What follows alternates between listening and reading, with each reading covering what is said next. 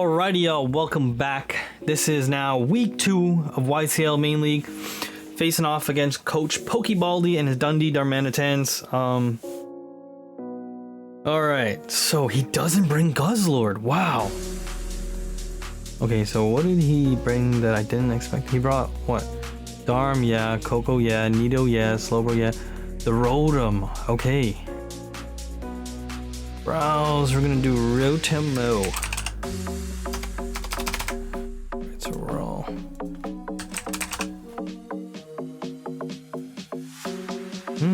So is it a Trick Room team? I mean, it could be. He's got Porygon, but no, it's probably not. You know why? Because he didn't bring the Marowak and the what you call the got some other slow stuff. I'm gonna actually leave Latios, and unless it's Darm, I have no reason not to hit Psychic. Let's do that. Go Latios.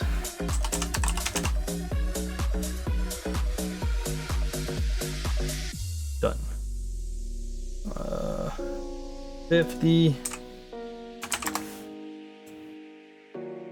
Draco kills. Mystical Fire almost kills.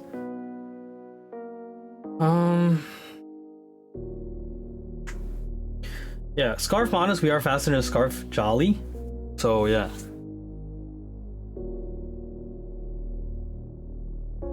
I'm expecting Coco or Darm lead. Mohawk, who's that? Coco. Alright, so we find out right now if he's Scarfed. I mean, if he specs, he kills. But we find out right now what he's running. You know, I wanted to lead Sceptile. I probably should have. Because I could have went off. I'm gonna Psychic. I don't want him to sub or anything crazy. So we're faster, he sees that. Gonna Dazzling Gleam. We live.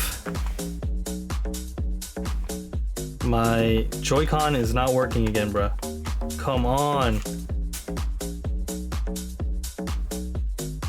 I can't record the fucking battle now. Bro, this is actually tilting me, like my A button is not working. Oh, dude.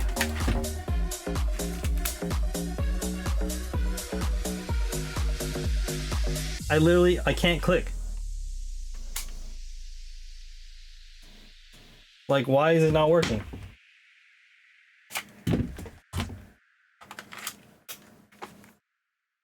Gonna click Psychic again. Bro. This is actually tilting me. Gonna go to Slowbro.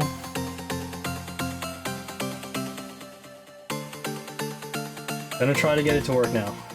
Like, I don't understand why it stopped working.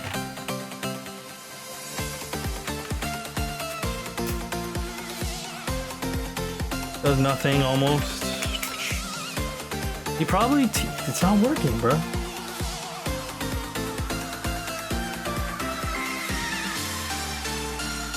I'm gonna have to take this video from his perspective. Well, I have to say, moving forward in the match, I did play pretty poorly. I was pretty tilted that I had already lost 2 turns on my timer. Remember, we're on a 10-minute chess timer, and to lose 2 turns meaning I lost 2 minutes, 1/5 of the time. Lack of self-control, obviously, with that being said. So I'm going to switch out Latios. I'm Scarfed. He brings in the Slowbro in the last turn. Feeny comes in here, and I already know that this thing has teleport. It's always been a momentum player for Baldi, but I wasn't sure what it would want to do this turn, and he did get off the teleport right away. I thought maybe he'd want to set a Future Sight or something. That being said, his response would always be like the Nidoqueen or Rotamo or Coco. He has a lot of good responses to my Feeny.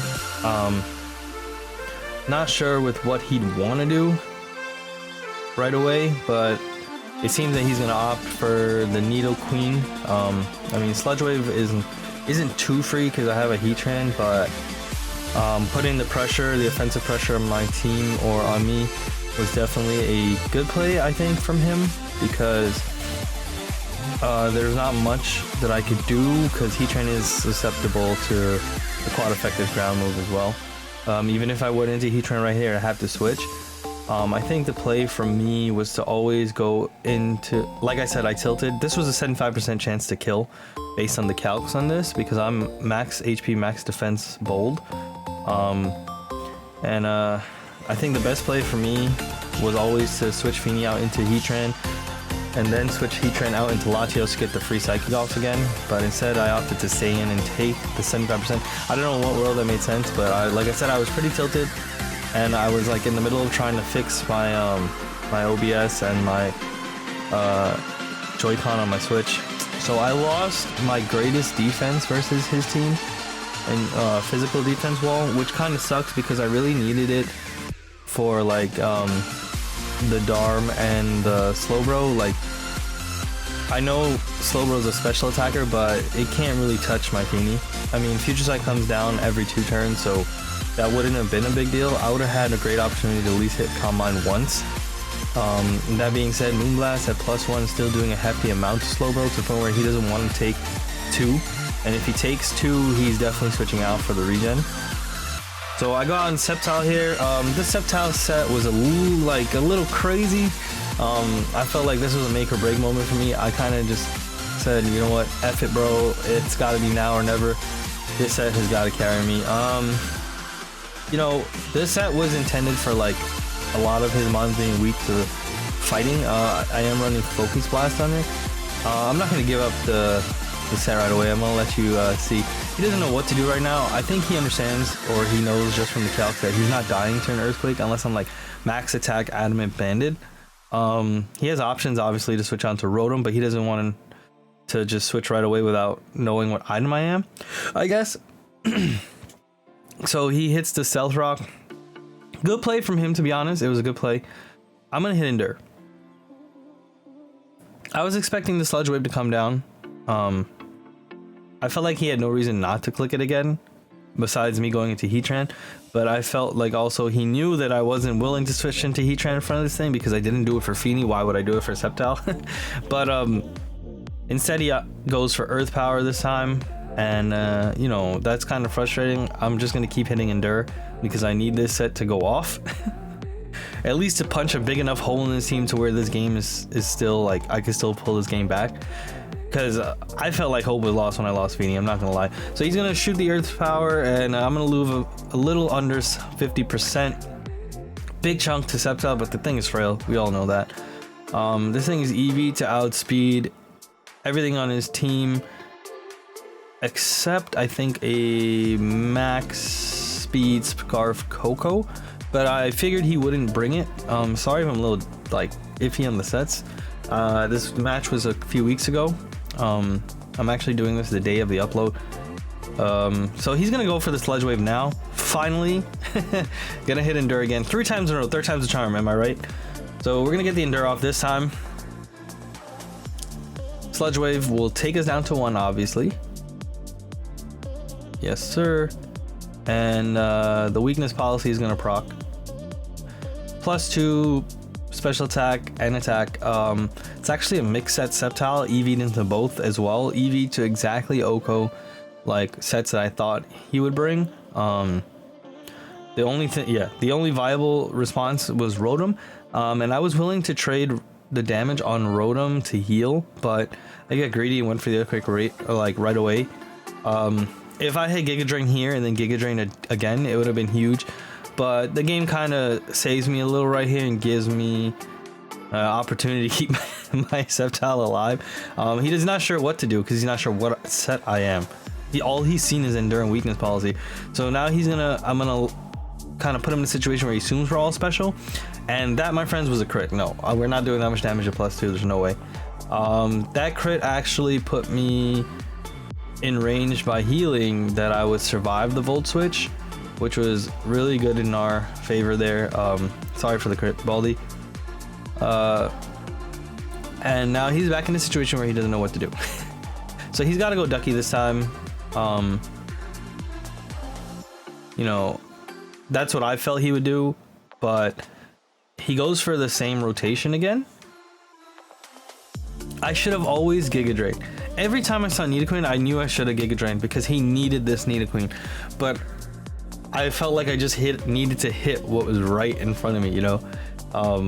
There wasn't too much to really think about in that scenario because I was so strong in terms of attack that like I felt like I would gain enough back in any scenario, or I would do enough damage that my Conk could come in and sweep later on, because you know, like Rotom, Tapu, all of them are in Mach Punch range right now. Darm's dying to one Mach Punch if I'm Guts boosted. The only thing really was the Slowbro that I need to figure out a way around right now. These switches, reading the Earthquake, good play. I guess he wanted a clean switch into Ducky, which is what I believe he does. He's just gonna Volt Switch again. I'm always just gonna Giga Drain right here. I always knew if he was running, we got another crit. Not that that wouldn't have mattered though. I always knew that if he was running the foul play on Porygon, that would be the way I die, because unless the Porygon was knocked off, I think it survived a +2 Focus Blast anyway. So yeah, ba-bam, there's my set. Focus Blast, Earthquake, Giga Drain, Ender, Weakness Policy. I think I'm running 200 attack, 156 special attack, and like 90 or 82 speed. Obviously the Unburden is what's making up for the lack of speed invest. He always just has to just hit foul play. Like there's no way he doesn't hit foul play here. If he doesn't, he would have thrown. I knew it was coming, so I went for the damage just so Mach Punch could always kill, and I missed. I mean, I guess deserved, because the Sceptile should have died to the Volt Switch anyway. So Sceptile goes down to little Ducky here, and I still felt pretty content with the amount of damage Sceptile did. I always knew that the greatest threats were actually the Porygon and the Rotom, because they were things I couldn't OHKO no matter what I did. Obviously, unless the Inviolate was gone. Even a +2 Focus Blast leaves, I think, that Rotom, like non-invested Rotom in the red or yellowish. So I go into Heatran. I honestly forget what I opted to do here. Either I chose to set rocks or I tried to Toxic. We'll see. At this point, like from the rest of the video you saw, I've already lost my ear balloon. Kind of sucks, but it is what it is. Yeah, I opt for rocks. This way Coco's dead. Air balloon was really huge in this game, because what it did was provide me with the ability to switch into Nidoqueen with Heatran, regardless of the choice of attack, unless it was the Ice Beam. Always could just go into Heatran, you know, floating on the Earth Power or Steel dodging the poison attack. So both the stab moves were covered. After letting it go down so early, you know, I didn't really have a good answer to the Nidoqueen. It's okay, I guess, but it's not the best. Like, it's not an optimal place to be in, but my tilt put me in this situation, so I'm not gonna downplay it. It's my own fault. I'm gonna go back into Latios. Obviously, he's a sack here because I need something to come in front of the Nidoqueen for free, and Latios was always dying to rocks, because after Feeny died, my defog went down with it. So there goes the Latios.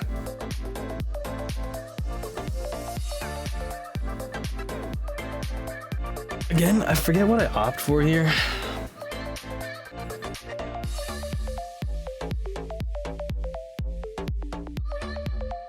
I'm really thinking about it. Yeah, Golurk. Okay, because I know the Earthquake will always kill. I have to say, this is my first season picking up Golurk, and I'm really loving this thing. Like, I'm having fun using this thing, like the No Guard set, the Iron Fist set. The No Guard set is so much fun, seeing things get smacked by Dynamic Punch. It's freaking awesome. I think I always just go for Earthquake here, knowing that he's just gonna Ice Beam probably, and he does have the Ice Beam. Obviously, I don't think I've seen it any other turn, but I had to assume just because Latios was in the game, and he assumed that I wouldn't be a boosting attack. Maybe he lived or something, so that's gonna put me in the red. I was hoping we didn't get frozen, because then the game was really out of reach. The Earthquake's gonna kill. Stab, huge attack, Earthquake is always gonna kill. Golurk picks up the kill here. Thank God for that. And he's down to mons that I felt like I could deal with Conk. So I kind of gathered myself and really tried to pull this game back. He knew he had to go Darm here. I think this is really one of the turns where I threw. Like, aside from me giving up my Feeny, I won't actually forget this turn compared to the rest of the game. Because I always knew his safest play was to U-turn here. I knew it. And being that I knew the U-turn had to come in, well, not had to come in, was the safest choice, I should have always played this differently, you know? I mean, he could have Icicle Crash for bare damage, like, because I'm left with Conkledurr and, who's the other one? Conkledurr, I forget actually. And Heatran, yeah. So, like, he could have also just Earthquaked. Like, Earthquake was really free. But I was scared and I stayed in. But I knew he would U-turn. I knew he'd want to reset. And the thing is, I should have went into Heatran. If I went into Heatran right there, that would have gave me the 30% chance on the Flame Body. If that did, that would save a huge percentage to give the opportunity to Conk to come in and proc the Flame Orb without taking as much damage.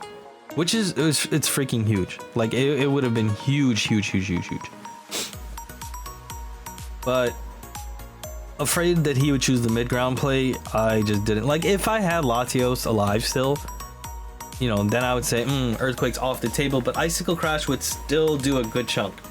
I was pretty surprised that he ran Boots. I'm not gonna hold you, like, I haven't seen someone run Boots on Darm in a little while. I mean, maybe because I haven't played people with it in a little while, and every time I play against this thing, I lose to it, because it's just so annoying to deal with. But, I mean, like I said, lack of composure put me in the situation. Brings in the Slowbros. Slowbros takes the rock damage. I think I go into Conk here, and I always threaten the knockoff. Like, he could click Future Sight. Oh no, I went into Heatran. Huh. What did I do this for? Oh, I think I wanted to I wanted him to kill me, but I also wanted him to be in range of the knockoff. In hindsight, I wasn't like, I should have known after he came in on rocks and the turn ended that he was probably a berry of some sort, and Conkledurr is the obvious choice because they always, or draft battlers always like to switch in the Slowbros or the Slow Kings on the knockoff with Conkledurr and then switch out on Regenerator. Typical, like, it's a predictable play for the most part. I opt for damage as Magma Storm does a nice chunk, and then he's gonna take residual, but he still teleports. I could have played that better. I could have honestly just like EQ'd Toxic or something.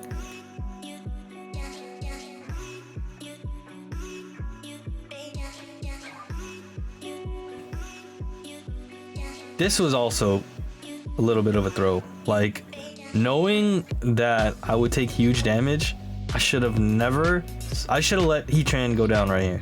I think that was the better play. Because if I had let Heatran go down right here, I would have brought in Conk for free. But the only thing was I would still need to turn to proc my Flame Orb. That's kind of why I did it. I opted to take the like 40%, I think, which was probably not the best choice. I'm max HP, max attack on this thing. If I had Drain Punch, this game would have been different. 100%, yeah. So I take about 30%. If I had Drain Punch, this game would have been way different. So he's gonna just sack his Tapu Koko here to bring in something cleanly.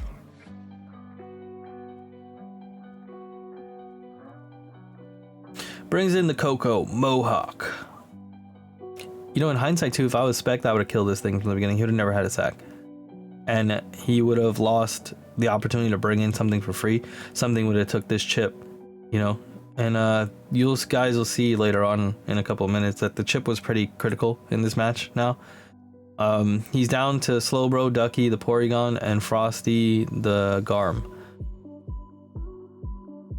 All three of which I'm gonna clap with one move. Well, not one move, but pretty much clap with Conk.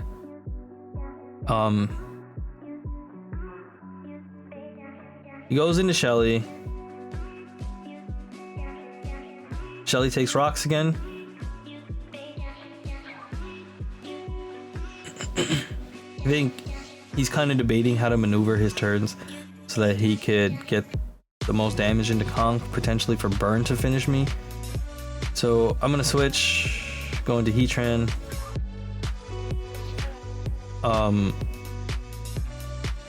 Heatran should live this call if I remember correctly. Yeah, we live that decently. The optimal play is to just go for as much damage as we can right now. Like, we need to put this thing in range of a Facade. I was calcing off knockoff, which was like 70%, which was not the best because I didn't take into account the Conkledurr. Now the Conkledurr doesn't really make me lose the game in the end because he can always just maneuver in and out Regenerator. But, you know, it would have been better to hit Facade. It would have been the mid round to hit Facade because I could always just Mach Punch the other two if they switch in after a Facade anyway. So I'm just gonna Earth Power because I want the guaranteed damage. I don't want to risk me missing the Magma Storm. Because we know, like, you know that he's got to switch this thing out after the fact that it's down to about 52%, 53%. Because there's, like, regardless, it's, if it could die to minimum Facade, then I'm gonna hit Facade.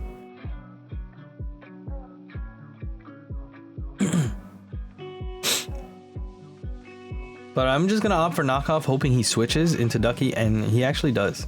So this is a great play. For me, it takes off the Inviolite and it makes sure Mach Punch is gonna do the job when I need it to. But in hindsight, I look at it now like, you know, him having the extra Mon always gave him the opportunity to just heal back the HP with Regenerate. Regenerator is an annoying ability, guys. See, this turn right here, if I had had Drain Punch, it would have been crazy. Like, it would have been awesome to have Drain Punch right here.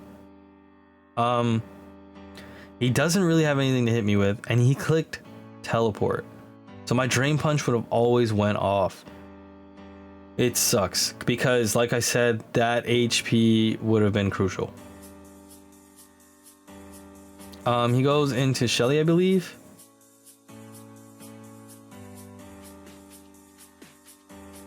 Yes.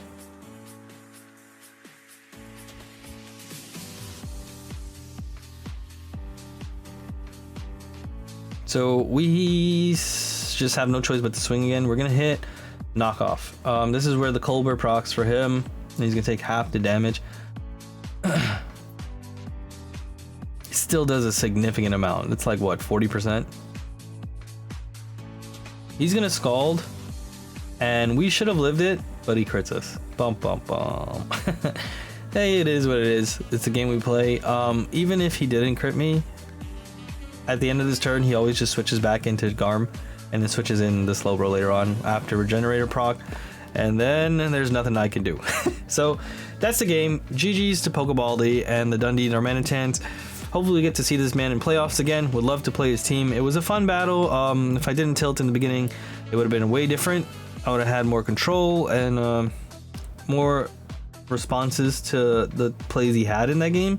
But he would have probably played different too. You never know. It is what it is. Again, GG's, guys. If you like the video, smash the thumbs up button. Subscribe to the channel if you're new. And this is Kiwi and Team Tempest out. Peace.